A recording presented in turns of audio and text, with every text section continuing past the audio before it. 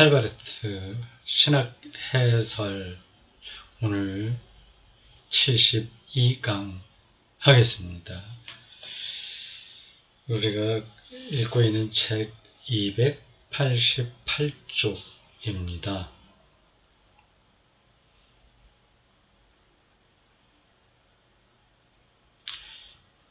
좀 위쪽에 해당하는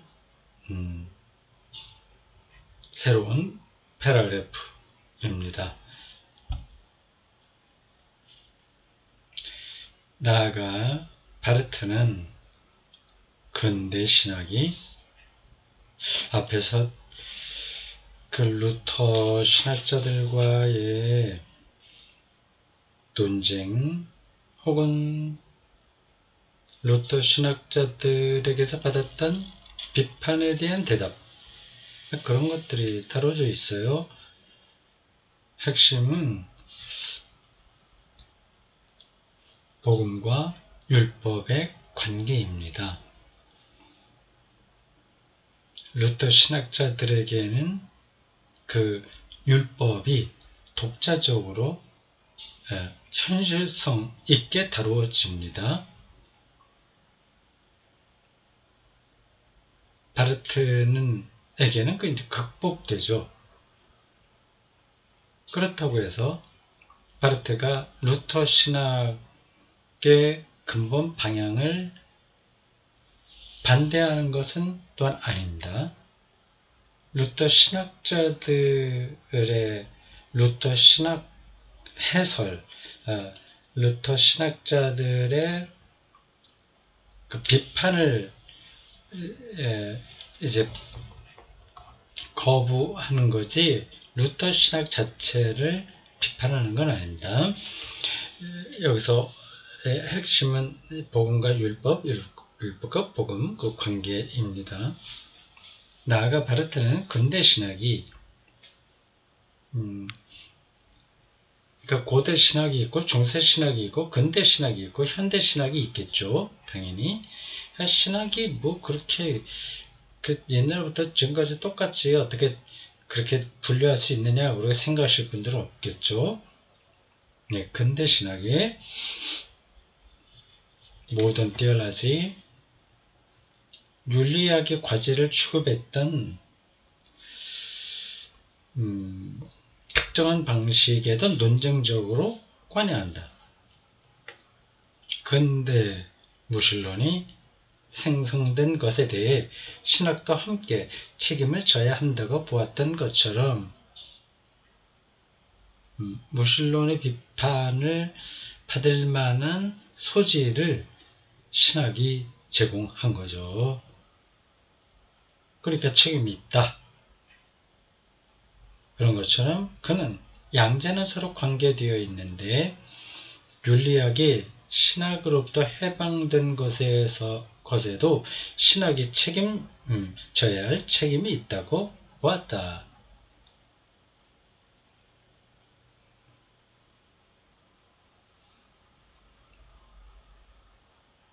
바르트의 무신론과의 논쟁이 신학이 주장한 거짓 신상, 신에 대한 상, 거짓 하나님 상에 대한 신학적 비판을 통해 간접적으로 진행되었던 것처럼 또한 해방과의 논쟁도, 그러니까 윤리 문제는 신학으로부터 해방되어야 된다. 이건 따로 인간의 행위를 가치론적으로 판단해서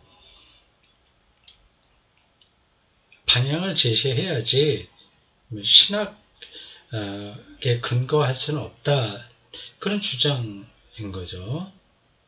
그런 해방과의 논쟁도 신학이 윤리학을 취급하는 어느 정도 문제가 있는 방식에 대한 신학적 비판을 통해 간접적으로 수행된다. 바르트에 의하면 신학의 그런 탈선은 이미 17세기에 시작되었다. 자꾸만 가지치기를 해서 이건 신학으로부터 따로 떼서 대안들을 찾으려고 하는 노력들인 거죠. 그때는 그런 방식으로 할 수밖에 없었을 겁니다. 자연과학이 비약적으로 발전하고요. 모든 권위가 해체되는 때이기 때문에 그렇습니다. 17세기에 시작되었다. 그 신학은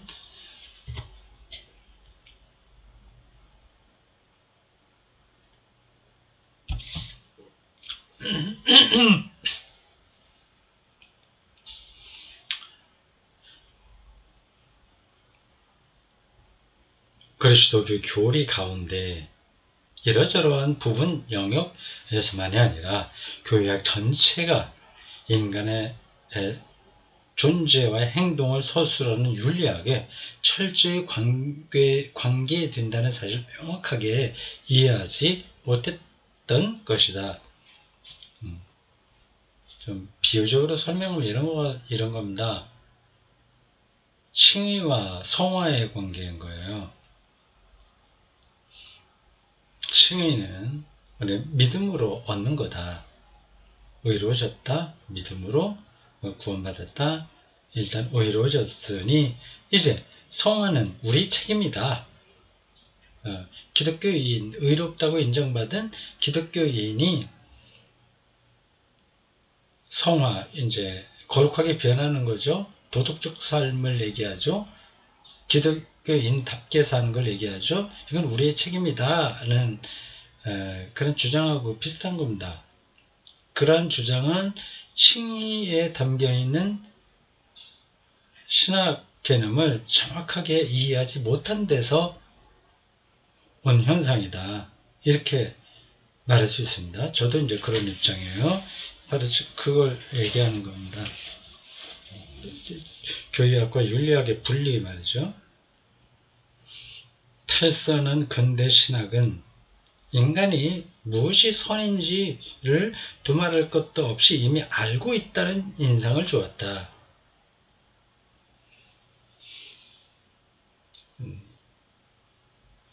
낙관적이었던 거죠. 물론 그 인식은 하나님께서 우리에게 행하신 바로 그 선한 것의 인식의 외부에 있는 어떤 다른 원천으로부터 온 것이다.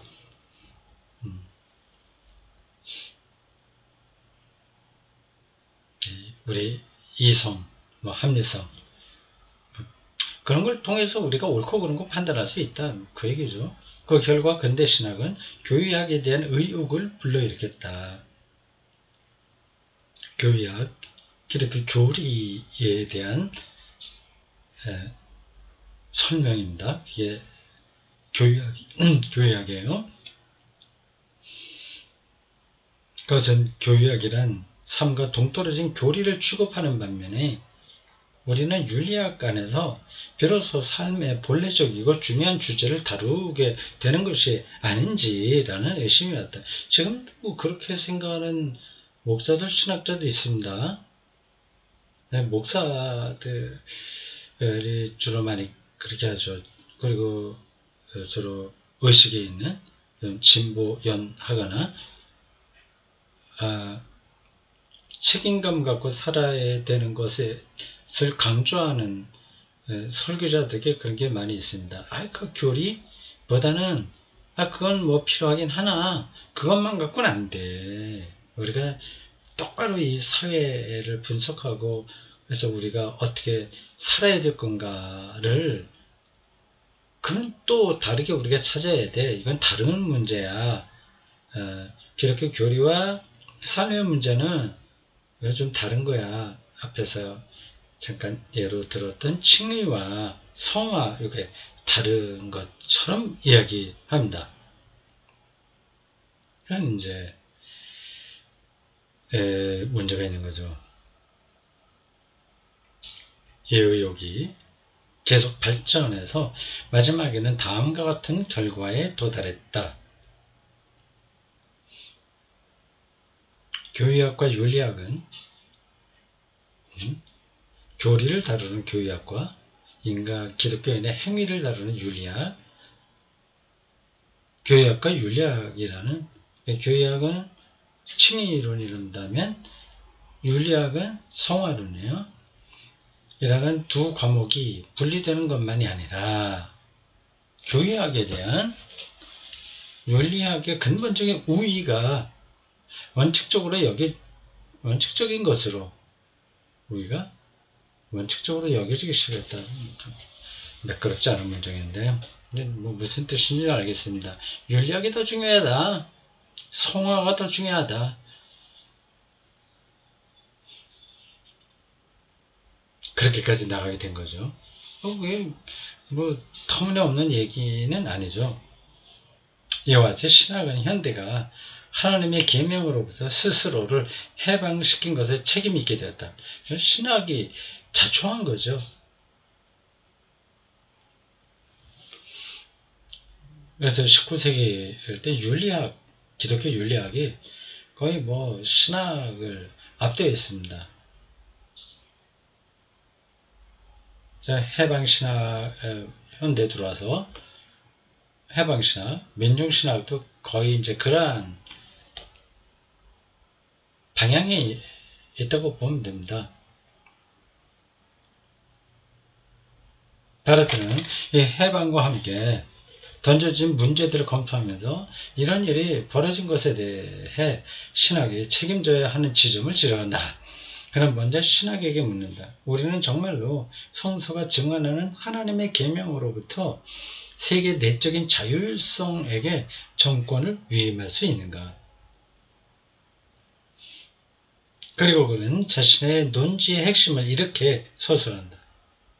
그리스도교 윤리학이 하나님의 율법과 관계할 때 그것이 율법인가 아닌가의 문제가 아니라 그것이 하나님의 율법인가 아닌가의 문제가 윤리학의 올바름을 결정하는 요소가 된다.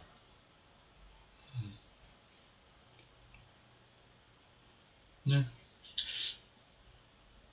이해가 됐죠? 대충 뭐 아주 특별한 건 아닙니다. 하나님의 율법, 그냥 일반적인 율법이냐 아니냐가 문제가 아니라 하나님과 얼마나 깊이 연관되어 있느냐 하는 것이 핵심이라고 하는 거죠.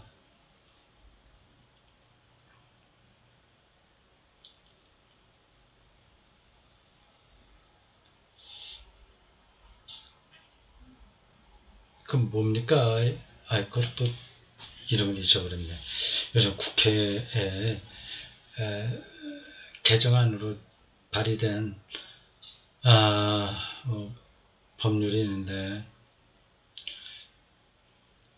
소수자 불평 그죠? 소수자를 의 권리를 침해하는 것에 대한 반대. 그 용어가 있었는데 기억이 안 나네요.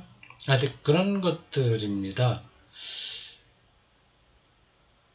뭐 그냥 제가 익숙하게 아는 거 예를 들면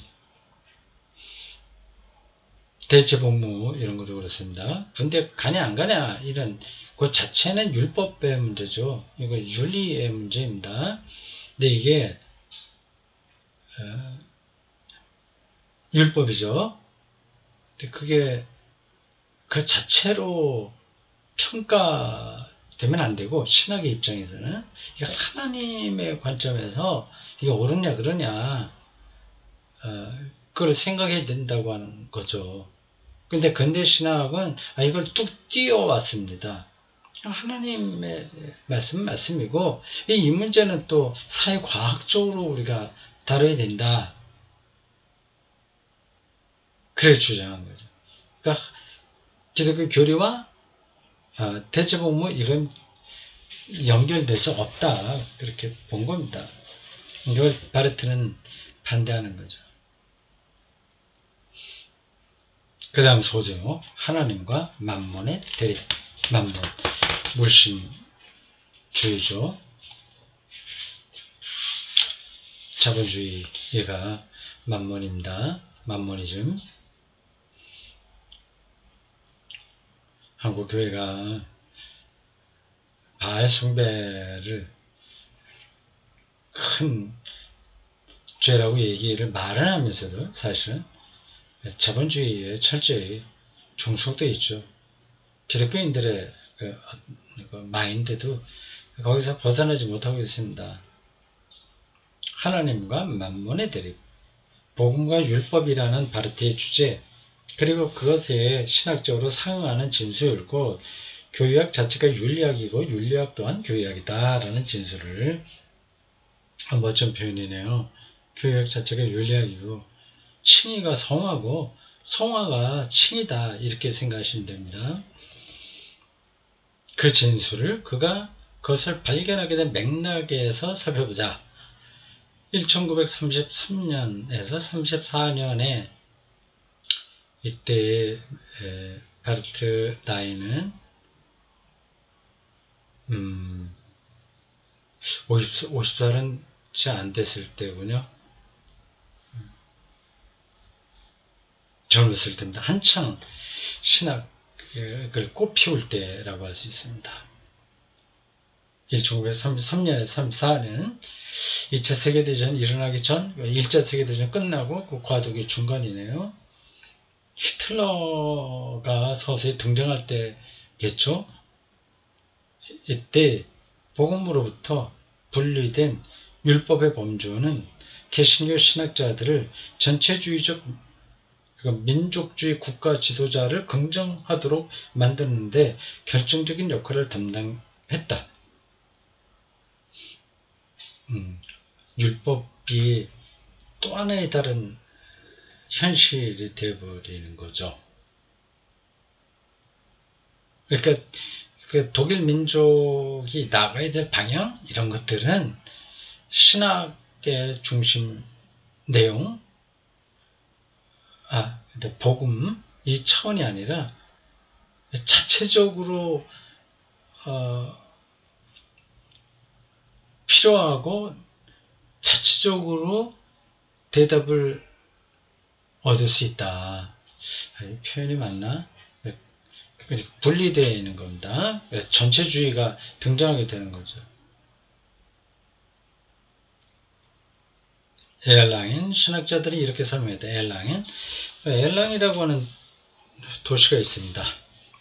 거기 에얼랑엔 학파겠죠. 이제 우리말로 에르랑엔 이렇게 번역했지만 독일 사람들은 그렇게 발음하지 않죠. 에르인데 에얼랑엔 에르요. 에얼랑엔이라고 하는 도시입니다.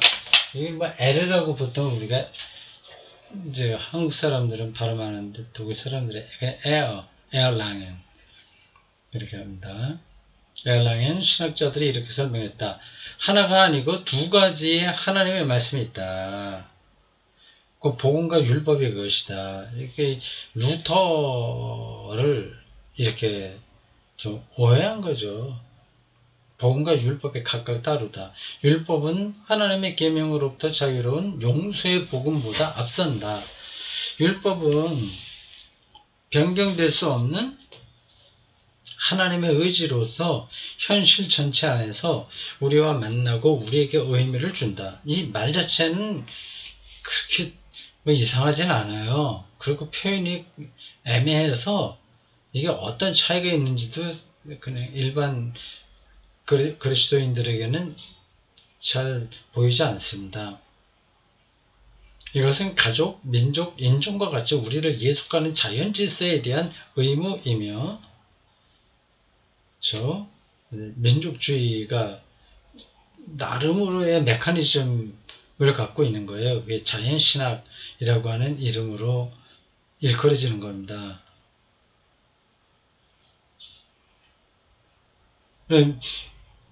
독일 민족, 게르만 민족의 우월성 그런 것들이 타당하게 되는 거죠. 이런 관점에서는.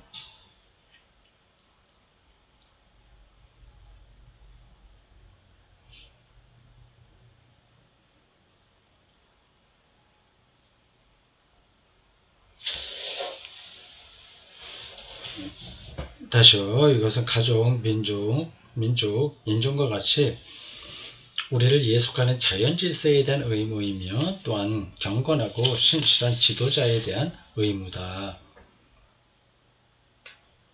우리도 군사 독재 시절에는 일단의 목사들이 이렇게 주장했습니다. 군사 독재 모모한 그런 사람들 초창 기도회도 하고 등등할 때 민족의 영웅 하면서 이렇게 예찬한 경우가 많이 있습니다. 그게 이제 자연의 질서에 대한 의무로 생각하는 거죠. 또한 경건하고 신실한 지도자에 대한 의무다. 하나님께서는 그 지도자를 통해 훈육하고 존경받는 선한 정권을 우리에게 마련해 주고자 하신다. 이렇게까지 주장을 했군요. 그래서 누구예요? 가우거라고 하는 사람, 그 각주 101번에 보면 나옵니다. 에얼랑엔 대학교 신학부 교수 같아요. 가우거, 크로닉 데어 키르헨 위덴이라고 하는 책 222쪽에 이렇게 노골적으로 얘기했네요. 그럼 히틀러에게 우리가 충성해야 된다. 그런 얘기 가능한 거죠. 프레드릭 고가르트는 이분은 아주 유명한 사람인데 하나님의 율법이 국가와 민족 안에서 일어나는 국가사회주의, 나치 운동을 통해 오늘의 세대와 구체적으로 만난다고 선언했고, 그래서 엄격하지만 그러나 진정한 율법이라고 말했다.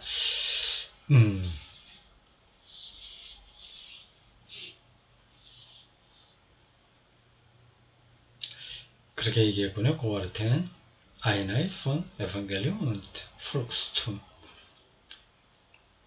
이 고가르텐이 이런 말을 분명하긴 했겠죠. 이게 인용된 거 보면. 이 나치즘의 초기에는 이렇게 본 사람들이 제법 많이 있었어요. 독일에. 꼭 이렇게 보지 않는다고 하더라도 그렇게 불편하게 생각하지 않은 겁니다. 나치의 등장에 대해서 말이죠. 꼭 필요한 민족의 영웅으로 받아들여진 겁니다. 하이데거도 사실은 히틀러 정권에 그렇게 초창기에 반대하지 않았어요. 그래서 대학교 총장도 맡았습니다. 그게 그 철학, 그 사람 생애에서 큰 오점으로 남았습니다. 음악가라든지 유수한 예술가, 학자들, 이런 사람들이 히틀러 초기에는 그렇게 많이 반대하지 않았습니다. 이 고가르텐도 그랬던 것 같아요. 근데 나중에 사람이 고가르텐도 나중에는 그 지지를 거둬들이지 않았을까요? 제가 그것까지는 잘 모르겠습니다. 거둬들였을 겁니다, 아마. 근데 나중에 거둬들인다고 하더라도 초기에 이런 발언을 했다고 한다는 거는 신학적인 통찰이 크게 많이 떨어졌다. 그렇게 봐야죠. 이 율법은 특수하게 그리스도교적인 혹은 성서적인 어떤 율법을 배제한다. 그렇게 이 세상의 자연적 메커니즘에 따라갈 수밖에 없다. 이게 루터하고 어떻게 연관되는지는 그렇게 어렵지는 않습니다. 근데 루터의 책임이다 이렇게 말할 수는 없어요. 이게 참 어려운 문제입니다. 만약에 우리가 복음대로만 모든 것을 한다면 원수를 사랑하라고 했지 않습니까? 이게 복음대로 사는 거잖아요. 그럼 전쟁을 수행하면 안 되죠. 무조건 그거는 거부해야 됩니다.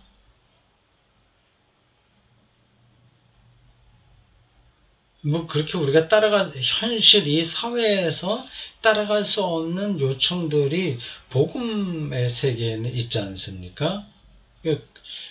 그렇게 본다면 이 고가르튼이나 이런 사람들의 주장이 일면 이해가 되는 겁니다.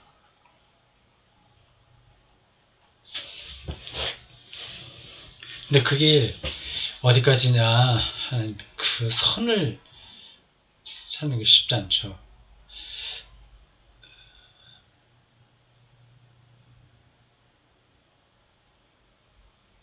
성서적인 어떤 율법을 배제한다 이렇게까지 얘기했군요. 나아가 교회는 민족성 안에 주어진 외적인 율법의 관리자와 보호자가 되어야 하고 이에 더하여 용서의 복음을 선포해야 된다. 예, 이제 이건 그럴듯한 얘기 아니겠습니까? 그러니까 군사 독재가 하더라도 그게 이제 우리 민족에 나가야 될 길일 수 있으니 교회가 일일이 그런 정치, 경제, 사회 문제에 대해서 시비 걸지 말고 오히려 그건 율법의 차원이니까 그 안에서 서로 논란을 할 수 있대 교회가 그걸 부정하면 안 된다. 그런 뜻이죠. 이때 용서의 복음이 외적인 율법을 공격하는 일은 없다. 왜냐하면 정부의 권력기관은 그런 복음을 기대하고 있기 때문이다. 군사 독재는 저는 교회로부터 공격받는다고 생각을 안 하게 되는 거죠. 비판받는다고 생각 안 하죠. 지멋대로도 할 수 있죠. 이 사실은 복음 자체가 사람들이 위반할 수도 있는 하나님의 율법을 자신 안에 포함하고 있음을 의미할 수도 있다. 하지만 여기서 용서는 율법과는 다른 것, 곧 내적인 절망의 어떤 일반적인 형태와 관계된다. 이건 지나가겠습니다. 하여튼 전체적인 방향은 우리가 알겠어요.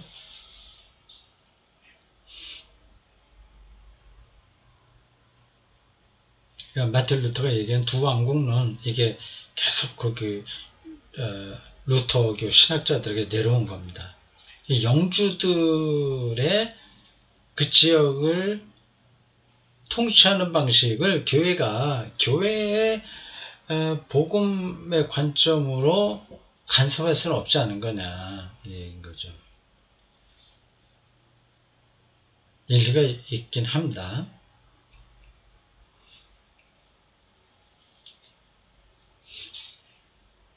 이런 주장에 대응하여 바르트는 복음과 율법의 일치성을 발견했다. 이것은 지도자에 대한 순종과 하나님, 지도자는 정치 지도자죠. 우리가 국민으로서 정치 지도자들에게 순종하는 것과 세상 법에 순종하는 것과 하나님께 대한 순종을 동일시하는 것이 잘못된 길로 들어섰던 옛 신학의 열매라는 발견이었다.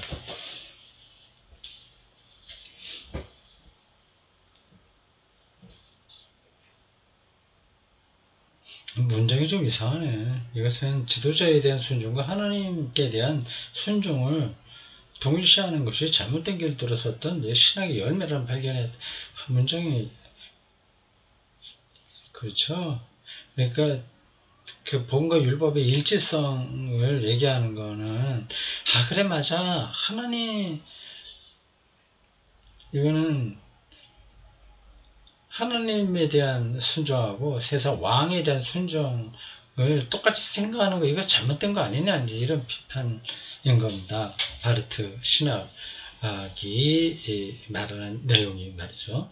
바르트의 새로운 통찰은 1935년 9월의 설교에서 등장했다. 그것은 그 주제에 관련해서 언제나 듣게 되는 마태복음 6장 24절이었다. 너희가 하나님과 재물을 겸하여 섬기지 못하느니라. 이에 더하여 바르트는 이렇게 말했다. 복음이 없는 율법은 아무런 희망도 없이 하나님과 만물을 동시에 섬기도록 만들 것이다.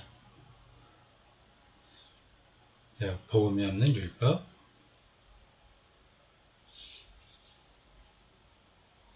지금 우리가 계속해서 그것도 관계를 다루고 있는 겁니다. 복음,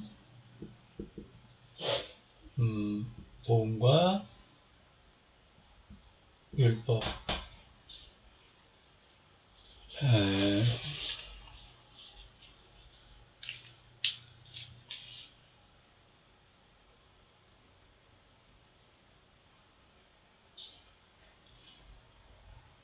복음이 없는 율법은 우리를 아무리 희망이 없이 하나님과 만mon을 동시에 섬기도록 만들 것이다. 그러나 복음 없는 율법은 없다.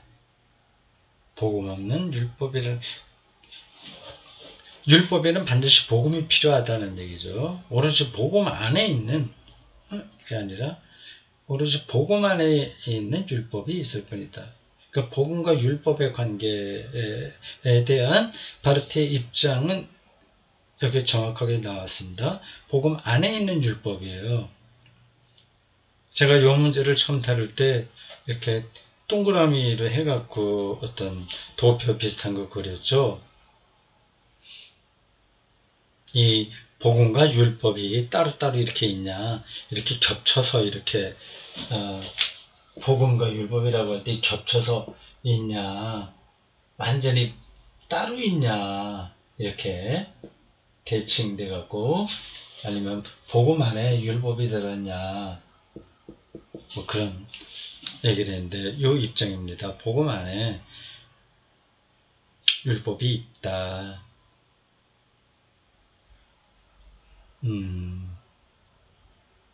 이렇게 보시면 됩니다. 율법은 이 세상의 작동 원리예요. 무엇이 옳고 그름에 대한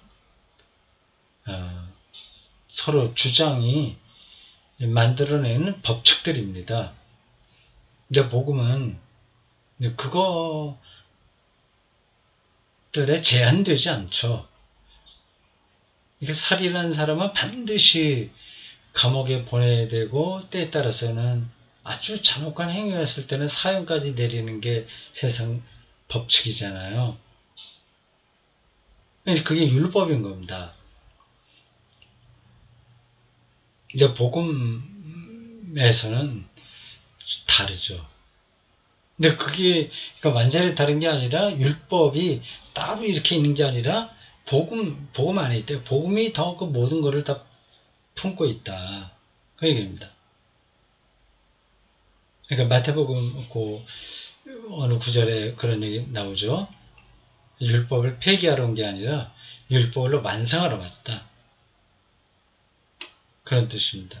삶이 두 부분으로 나뉘어져서 한편으로는 하나님을, 다른 한편으로는 만몬을 섬긴다는 인상이 바르트에게 계속 남아있었다. 이것은 신학의 과제로서 윤리학을 포기한 결과였다. 하나님의 은혜가 그 자체로 또한 명령한다는 것을 이해하지 못하면 그렇지. 복음은 은혜이고, 주로 핵심 개념이 은혜라고 한다면 이거는 명령, 이렇게 해라, 하지 마라, 뭐 그런 거.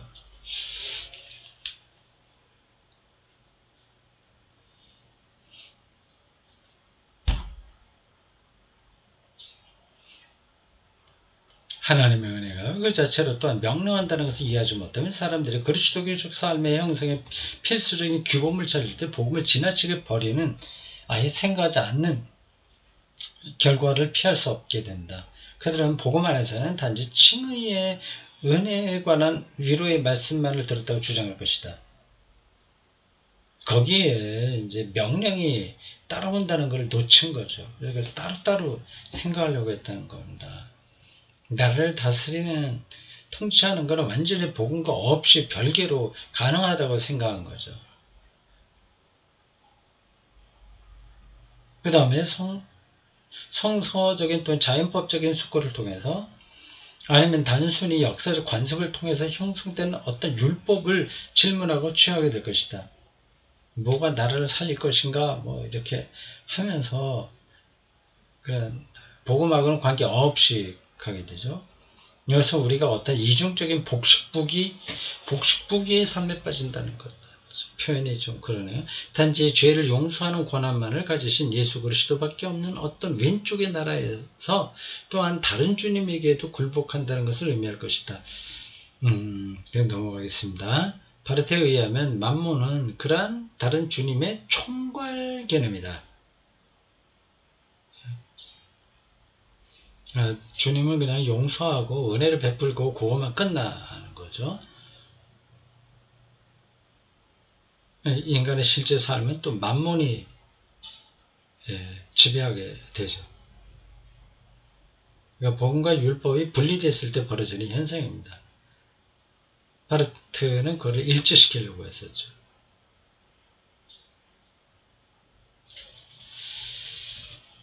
자, 여기까지 하겠습니다. 수고하셨습니다.